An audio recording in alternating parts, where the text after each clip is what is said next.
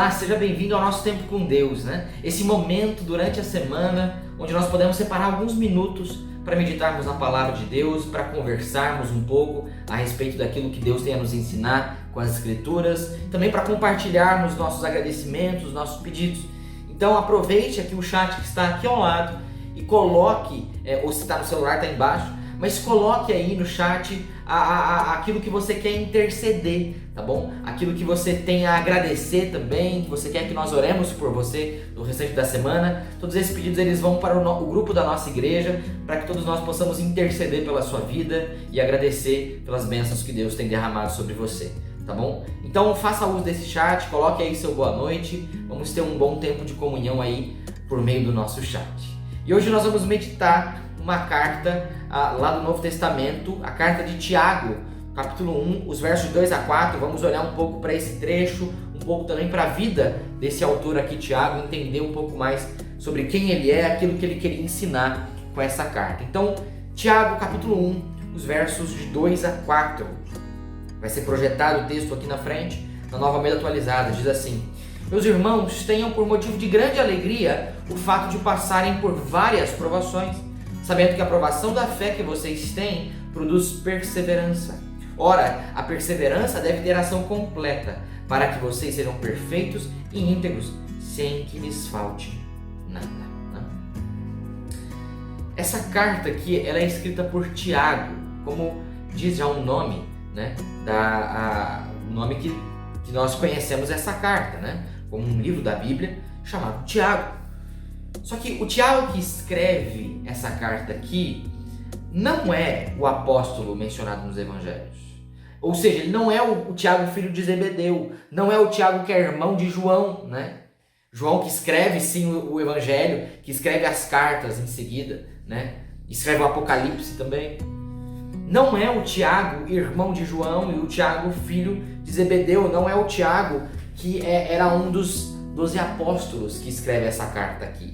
Até porque o Tiago, que era um dos 12, ele morre muito cedo, é até registrado no livro de Atos o seu martírio, né? Gerando ali o início da dispersão dos judeus de toda a igreja por meio dos povos e cidades vizinhas ali de Jerusalém, né?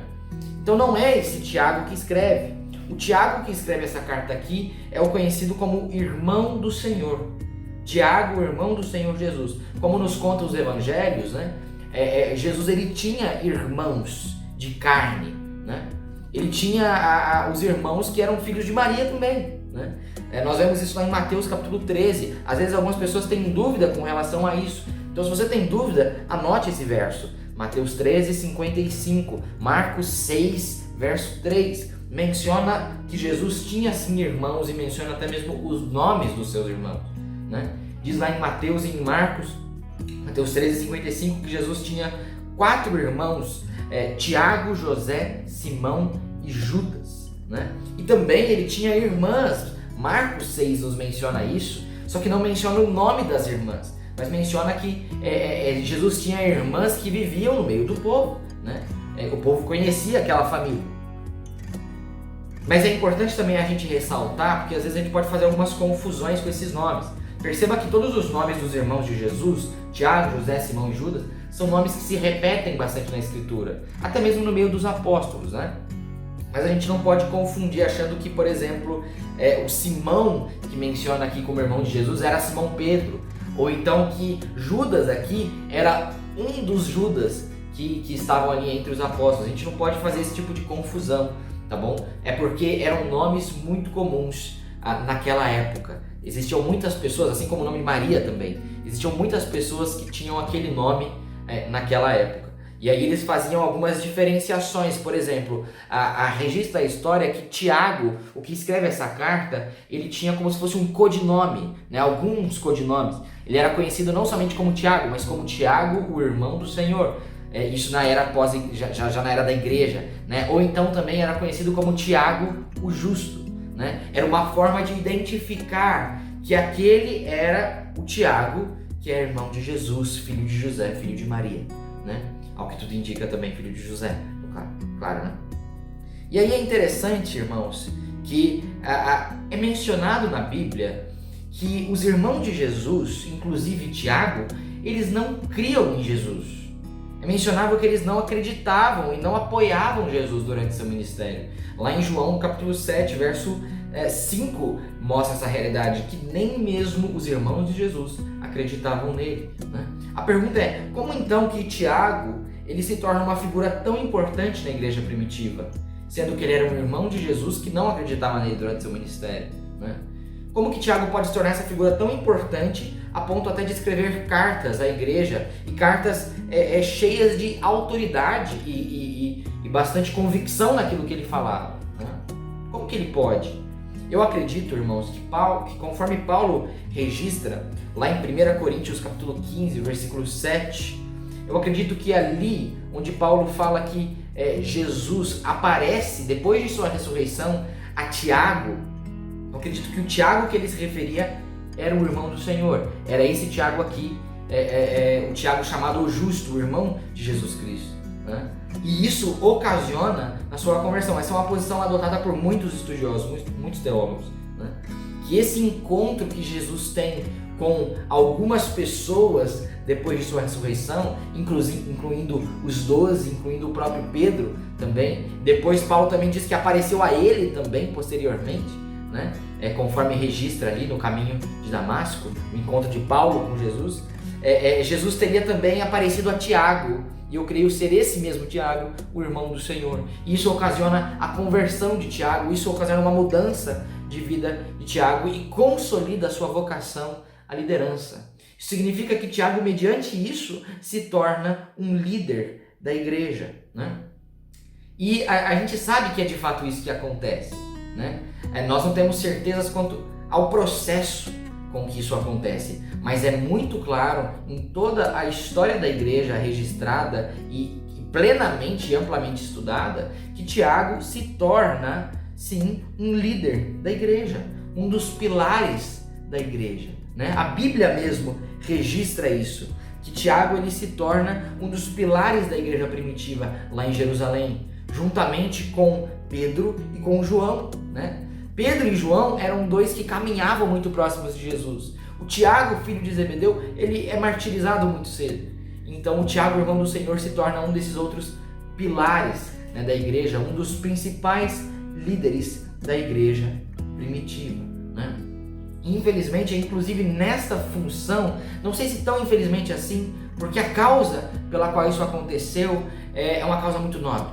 Mas é nessa função como líder da igreja que Tiago, esse Tiago que escreve aqui, ele é morto pelo povo judeu, de maneira muito cruel. Ele é martirizado pelo povo judeu, na mesma ocasião em que Paulo estava sendo também acusado, né, pelo povo. Também queriam que Paulo fosse condenado, né, fosse morto até mesmo, mas aí Paulo ele apela a César, né?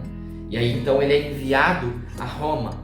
E nesse mesmo tempo parece, a história da igreja registra isso, né? Parece que o povo fica muito irritado, inflamado com o fato de eles não conseguirem descontar em Paulo. Então eles descontam isso em Tiago, né? E diz a história, registrada por um estudioso muito antigo, já de aproximadamente 1700 anos atrás, chamado Eusébio. Ele registra que Tiago ele é jogado de uma área do templo chamada de pináculo do templo. O pináculo era como se fosse um dos cantos de todo o muro que existia no templo, né? É voltado para o fundo, não para a cidade antiga de Jerusalém, mas voltado para os fundos desse templo. E então ele é lançado para fora do muro do templo praticamente, né? E é uma queda alta, não sei dizer nem quantos metros são, mas era algo bem considerável, né? Acredita-se que os muros do templo tinham cerca de 24 metros, de 24 a 30 metros de altura. Então, assim, uma altura considerável. E diz a história que Tiago não morre da queda. Diz a história que, mesmo assim, ele cai, ele ainda assim estava vivo. Então, ele foi apedrejado e espancado até a morte, né? Esse foi o martírio de Tiago, o irmão do Senhor. Mas antes disso acontecer,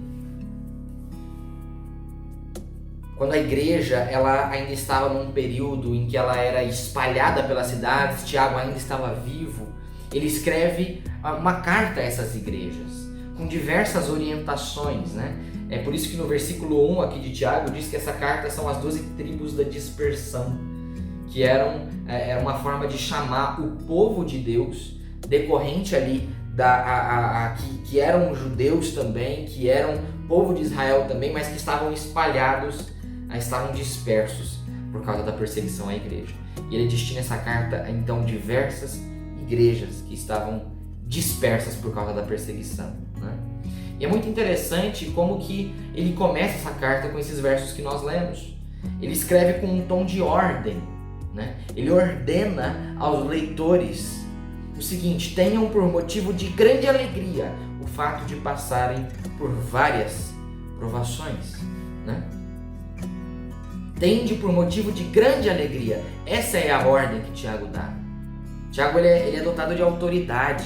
Ele fala como um pastor, ele fala como um líder da igreja, cheio de autoridade, para ordenar que as pessoas, mesmo nas perseguições, dificuldades e provações, sejam alegres em sua totalidade, né? Uma alegria grande e completa. É isso que Tiago ordena aqui. Aí a gente olhando para esses elementos, a gente pode achar um pouco estranho. Como que Tiago ele pode falar de alegria em meio a provações? Porque nós sabemos por experiência, não é fácil ter alegria em meio às provações, não é natural nós ficarmos alegres em meio a provações, né? Dependendo até do caso, pode parecer até algum problema psicológico, né? Porque como assim, uma situação tão difícil, a pessoa está dando risada, né? Mas não é simplesmente isso. O que Tiago fala é de uma mudança de atitude proposital e intencional. Em meio às provações, nós precisamos mudar nossa atitude. A nossa atitude natural em meio às provações é de desistência, né? É de reclamação e murmuração. É isso que nós fazemos naturalmente em meio às dificuldades e provações da vida. Mas Tiago, ele ordena que a gente tenha uma mudança de atitude. Ele ordena que a igreja mude a sua atitude diante das provações, né? Porque é justamente essa mudança de atitude em meio às provações que faz com que a nossa fé seja fortalecida, que a gente passe pelas provações sem cambalear para os lados, sem tropeçar e cair, né? Que a gente passe firme, tendo nossa fé fortalecida. E isso produz o quê? Perseverança, como o Tiago mesmo fala. Isso faz com que a gente fique cada vez mais perseverante, com que fique cada vez mais fácil se sentir, ficar alegre, né? Se manter alegre em Jesus Cristo em meio às provações. É diante da vitória, diante da vitória, na realidade, em meio às dificuldades, é que nós somos fortalecidos a experimentar mais vitória em meio às dificuldades, né? A Bíblia ela sempre fala desses ciclos. Quanto mais nós perdemos, mais fácil é de perdermos. Quanto mais nós ganhamos, é mais fácil ainda de ganhar, né?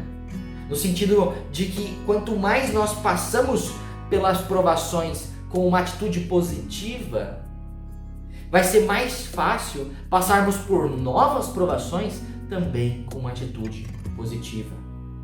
Porque isso fortalece nossa fé e gera em nós perseverança, né? Agora, finalizando com uma pergunta prática. O que devemos fazer nas situações em que nossa fé é provada? Seja uma situação global, seja uma situação familiar, seja uma situação, às vezes, um pouco maior do que isso, uma situação até legal, né? Quando a nossa fé ela é provada, a gente é levado a duvidar da nossa fé, né? O que nós devemos fazer quando a nossa fé é provada? Nós devemos mudar a nossa atitude. Passar de uma atitude de reclamação para uma atitude de alegria, porque isso nos torna mais fortes. Isso fortalece nossa fé e gera em nós perseverança para continuarmos passando pelas provações. Que Deus te abençoe. Vamos orar nesse momento. Senhor nosso Deus, nosso Pai, muito obrigado, Deus, por mais um dia que o Senhor nos concede, por mais essa noite em que temos o privilégio e a grande alegria de estarmos aqui conversando com os nossos irmãos ao vivo aqui pelo chat, ó Deus. Nós te louvamos e te agradecemos por isso, ó Pai. Eu peço, ó Deus, que o Senhor abençoe a vida de cada um. E eu sei, ó Deus, que o Senhor está vendo e o Senhor tem total controle sobre todas as nossas dificuldades, ó Pai. Eu sei que cada pessoa que nos ouve nesse momento tem as suas lutas, tem as suas provações. E eu peço, ó Pai, que o Senhor nos fortaleça, que o Senhor nos dê perseverança, ó Pai, para passarmos pelas provações, para que possamos ter nossa fé fortalecida em meio a isso, tendo cada vez mais perseverança para passarmos por outras provações que nós sabemos que virão durante nossa vida. Eu peço que o Senhor nos ajude, que o Senhor nos dê força. E essa é a nossa oração, no nome santo de Jesus. Amém. Bom, queridos irmãos, esse foi o nosso tempo com Deus.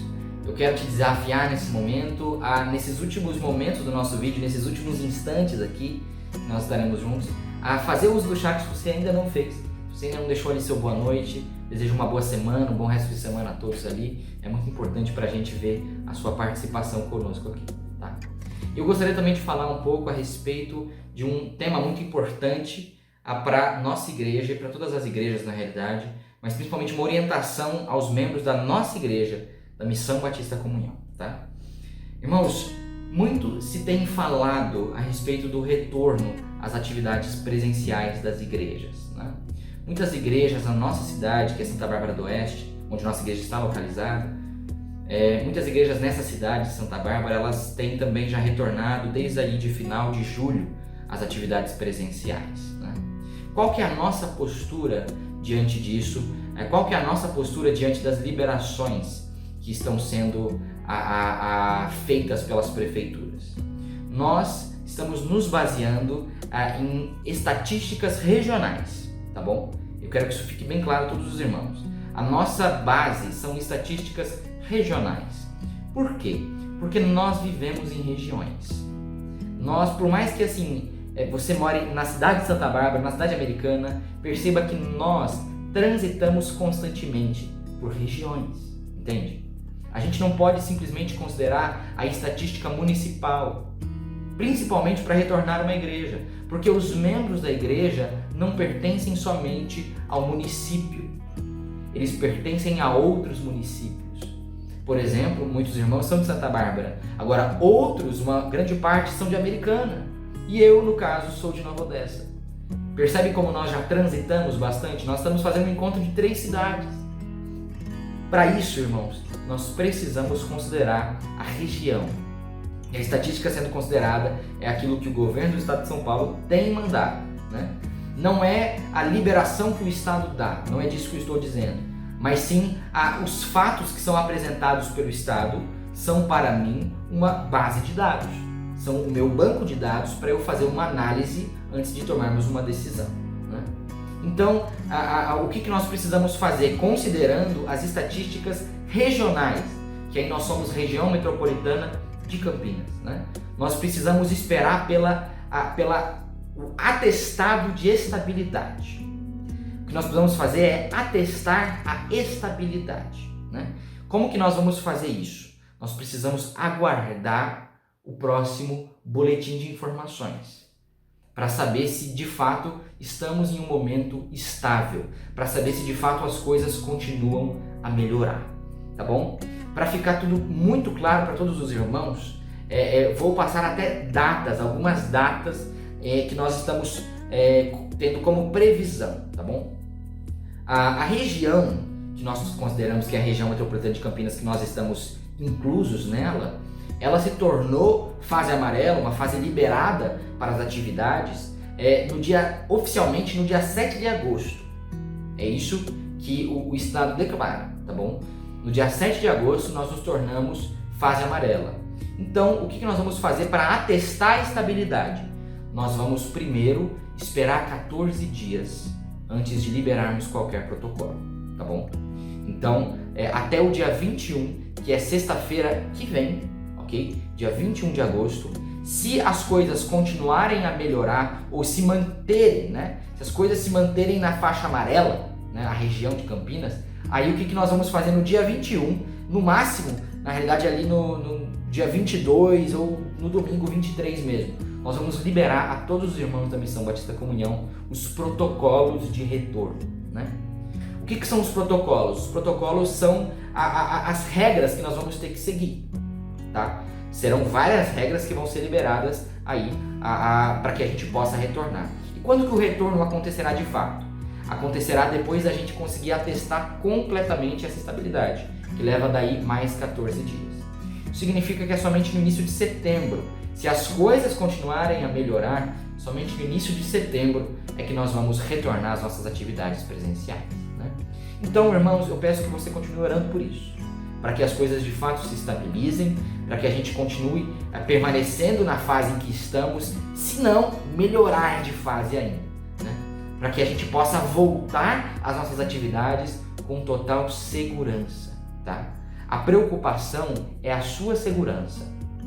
Preocupação não é estrutura, preocupação não é abrir ou fechar o templo, a preocupação é a sua segurança. O que eu quero é que você esteja seguro e eu não quero colocar sua vida em risco, tá bom? Então, decore essas duas palavrinhas. O que nós estamos fazendo? Nós estamos atestando estabilidade. Essa não é uma postura somente minha, tá? Mas é uma convicção que eu tenho como pastor da Missão Batista Comunhão. E também é a postura de outros pastores de igrejas importantes e também pastores renomados, digamos assim, da nossa região, tá bom? Então eu peço que os irmãos tenham um pouco de paciência, perseverança, como estudamos aqui hoje, e também que orem por essa decisão. Não é uma decisão fácil de ser tomada, tá? Mas ore para que dia 21 nós tenhamos ainda um cenário positivo, né, em meio à pandemia que estamos vivendo, e que no início de setembro esse cenário permaneça, para que a gente com muita segurança e tranquilidade e convicção possamos voltar às nossas atividades presenciais, mesmo que com protocolos de segurança, tá bom?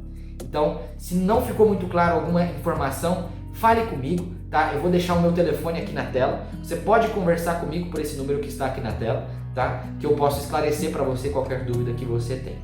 Ok? Que Deus te abençoe, tenha um bom restante de semana.